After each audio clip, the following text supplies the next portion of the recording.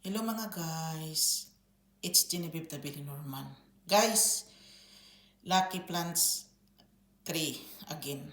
It's Peace Lily. This is Peace Lily. And then Genevieve. I am Genevieve Tabili Norman.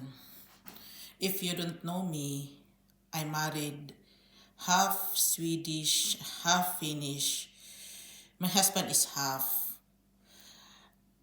If you observe me, my content is mixing. Oo. Kung ano-ano na lang yung nilagay ko to be unique or content creator of mine, ginaganito ko din. Marami naman akong talents talaga. But iwan ko lang kung where the part of my talents that you really like most. Oo. For me, I really like to plants. Maybe because my lola is very good of planting vegetables and flowers. Namana ko ata ito sa lola ko. Pilipina guys. Namana ko sa kanya. She's very good of this. Yung tatay ko, nagtatanim din yun. Farmer hand, mayroon pala ako guys. Napagtanto ko na ako talaga itong bumuhay sa kanila. I just want to learning you na pwede ninyong ilagay dyan. Like that.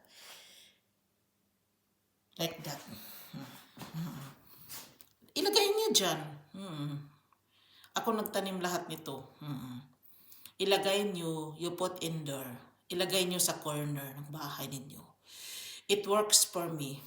Our house will be better and better. Dahil na nga sa sinasabi ko, nilagyan ko ng mga pampaswerte, yung bahay namin. Ito na yun. Ito, oh. Magkaiba naman yung ano nila, beauty nila, di ba? Oh, magkaiba sila ng dating.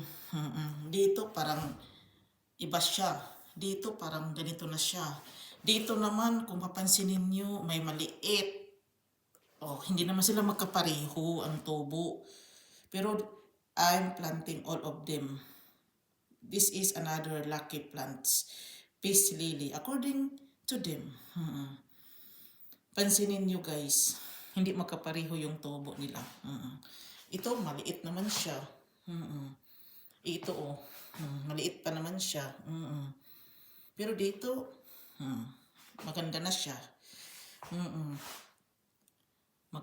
Hindi sila magkapareho ng tubo. But all of them I planting, promise to you. Ito, oh. Oh. Ito.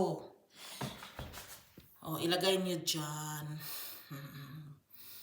It's all about taking care. It's all about your hands. It's all about your hearts. Basta yung sa akin, masaya akong nagtatanim for them. Para silang mga kaibigan kong inalagaan ko sila. Para akong nanay nila. Parang combination na lahat-lahat. This is another lucky plants I have. Meron pa akong doon spider plants. Naniniwala kasi ako sa mga lucky plants eh. Mula nang inilagay ko sila, ano naman yung bahay namin? Naging peaceful talaga siya, promise guys. Guys, dito na lang ako. Maraming salamat. Bye.